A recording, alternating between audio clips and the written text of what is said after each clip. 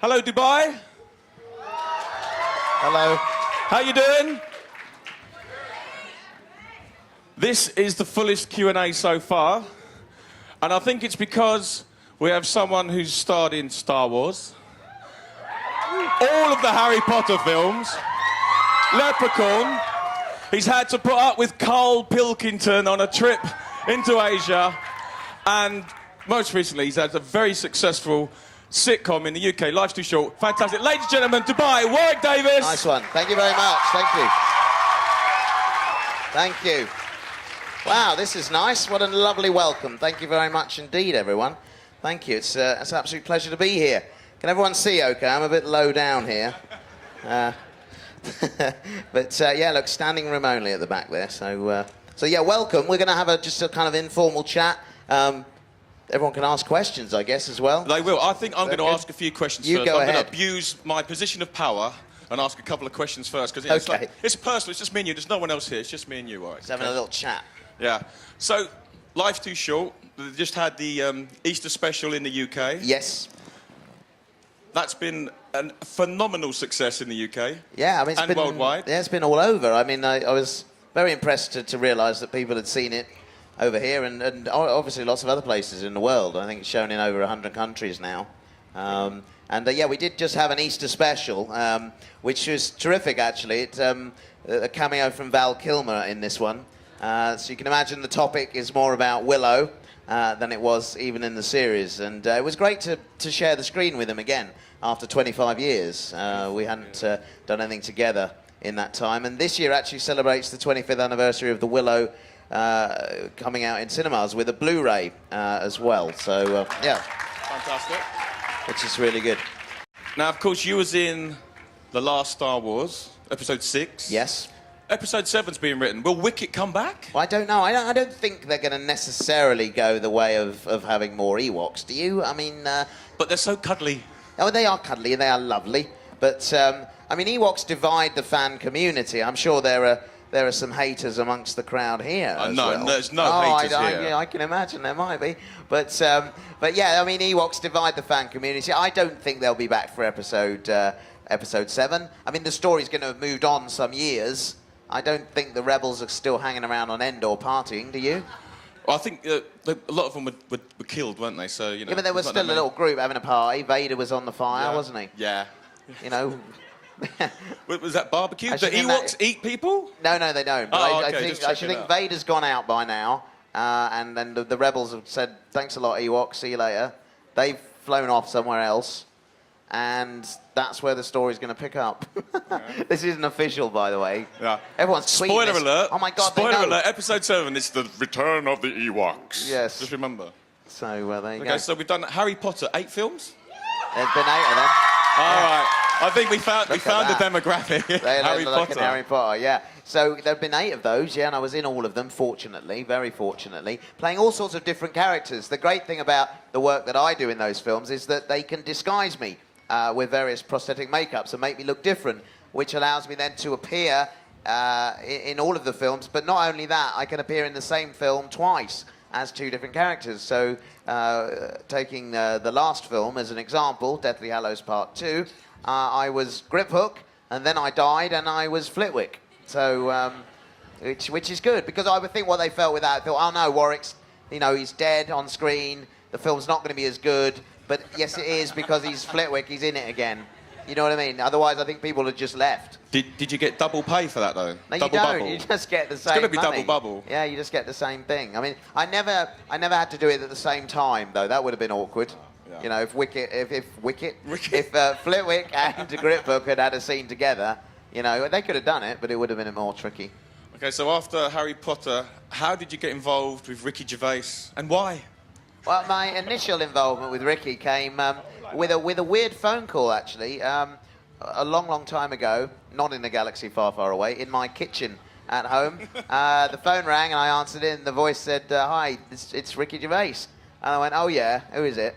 And he then started laughing. And for those of you who've heard Ricky laugh, you'll know that he is unique. And so when he did that, I was like, whoa, it must be him. Nobody laughs like that. And he started to tell me the concept of extras. This was before anything had been on. There'd been no series of extras at this point. And talked to me about this episode he'd like me to do. He just said, I just want to check with you. Is it okay if I kick you in the face accidentally in the episode? And I said it'll be an honour. And so that was that. Then I didn't hear anything for a while, and they actually went and made the first series, and this episode wasn't included. But then when it came around to the second series, obviously they included the episode, and the famous kneeing in the face incident was there, along with Mr. Daniel Radcliffe as well in the episode. And then that's really what kind of introduced Ricky to me and me to him, and I kind of kept in touch with him. And then when I had the idea about Life's Too Short, then I just got in touch with him and said, what do you think of the idea? Not really realising that it was something he would want to do. I was just really getting some feedback from a comedy legend. And of course, in that series, you're there with Johnny Depp, yeah, we had Liam cameos, Neeson. Yeah. It's just, what's it like working with these people? Oh, it's great. I mean, on the days that the cameo actors come in, I mean, people like Liam and Johnny, they only play one day on the shoot. So we'd all be ready for that day, and they would come in and do all of their scenes in one day and leave because they're busy actors. And yeah, there was always a sense of kind of anxiety on the set, of tension on these days. But what we found is that each person that came in, like Liam or Johnny, they were actually a little more nervous than we all were about coming in to do this. But as soon as they'd been around for a few minutes, they kind of got the idea that we were all just having fun with the whole thing anyway, and soon relaxed into it. And you know, as you can see, I think the results on screen speak for themselves at how brilliant these people were. I mean, Johnny was unbelievable. We had his scenes done, but he just wanted to do more stuff. I mean, he had so much time. I mean, there's loads of stuff you don't see in the series. For example, in the hotel room, if you remember the time when he's playing the little flute and getting me to do the Michael Flatley thing, which was a very odd moment. I had one of those out-of-body experiences then. I'm saying, is this really happening now? You know, am I really dancing the river dance to Johnny Depp doing the flute thing? I mean, it's a weird moment. But then there was a bit, he said, get on the bed, jump on the bed. So I don't know where, I can't remember where that's in there, me jumping on the bed. Then he leapt on the bed, on top of me, and went, kiss me, like this. And then Ricky shouted out from the other room by the monitors, if Johnny Depp wants to kiss you, let him kiss you. I was like, oh, cheers, thanks, Ricky. Yeah, weird experiences on that. I mean, we had Helena Bonham Carter as well in, who else did we have? Sting came in for a day. That was an odd day as well. I mean, it was terrific. Obviously, you say Helena Bonham Carter, you're there, and they put you in a bin.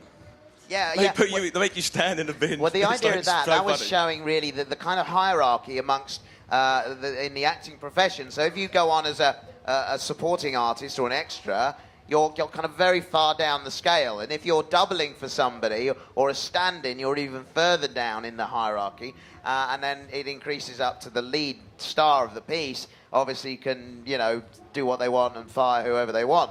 So really what it was showing is that kind of thing. So Warwick comes into this thinking he's going to be playing opposite Helena. He actually took work away from somebody else that was supposed to do it so he could do it. And then it obviously comes back to haunt him because he ends up as a double for somebody else, a child who can't work because they've used all their hours up on set. And then as a result, then Helena starts using her power and sort of just abuses the situation a little bit. And Warwick gets his comeuppance. So he shouldn't have pushed in, you see. That's the great thing, you know. Whenever he did something wrong, something happened to kind of, yeah, very much in the kind of vein of Laurel and Hardy and those classic comedies where people think they're better than they are. They're quite pompous, but then always we love to see them get knocked down a peg or two, and that's what happened to Warwick all the time. Okay, one last question from me. So if you've got a question for Warwick, make a nice orderly queue there. Yes. Last question for me. How did you get involved with An Idiot Abroad and Carl Pilkington? Well, that came about because we were doing Life's Too Short, actually, and Carl was away doing Series 2 of Idiot Abroad, and Ricky would actually call him up now and again, and I said, you know, he's very lucky, isn't he, doing what he does, travelling the world, seeing the things that he does. I don't think he ever really appreciates how lucky he is, and he said, no, he doesn't. And also at the same time, Carl was saying, I'm never doing this again, Ricky, unless you come with me. So Ricky doesn't like to leave Hampstead in London. So he obviously put 2 and 2 together and came up with the idea of sending me with Carl for the next series, which became the Idiot Broad 3. Just so that I could try and educate Carl and make him realise that it all wasn't quite as bad as he might have thought, and indeed, you know, he should open his eyes a bit and accept things for what they are a little bit more. So that's how it came about. But yeah, I spent 5 weeks travelling with Carl. It was a test of endurance, not only physically but mentally, spending that much time with him. He tends to do your head in a bit, but he's funny at the same time. You know, you put up with all this moaning, but then once in a while there's this gem of a comment that he makes that just makes you laugh, and you kind of forgive him for all of the other moaning that he does, which is what we do as an audience when we watch the show as well, don't we? You wait for those little moments when he says something so absurd and so ridiculous that it makes you laugh. Sometimes it was quite insensitive. There was a bit where you said to Ricky, you told me it would be like Dick Whittington, and he had a cat. I've got Warwick. Give me a cat. Yeah, he would have wanted to swap me with a cat. He wanted to swap you with a cat. Yeah, no. He doesn't mean any malice. He just says stuff without thinking about it, I think. But I took no offence whatsoever. I mean, I gave as good as I got on that trip. I kind of learned how to wind Carl up and enjoyed the process of doing that. When you were getting like the really nice hotel rooms and he was getting the yeah, ones next to the toilet. Neither of us realised that was occurring either. That was what was funny. It's when we watched it back, we both looked at each other and went, "How was?" And he was like, "I don't." You know, so we neither of us knew that was what was going on. Although we did share tents and gypsy caravans together, and you know, we went through some rough times as well. You know, I didn't always get the best treatment. Okay.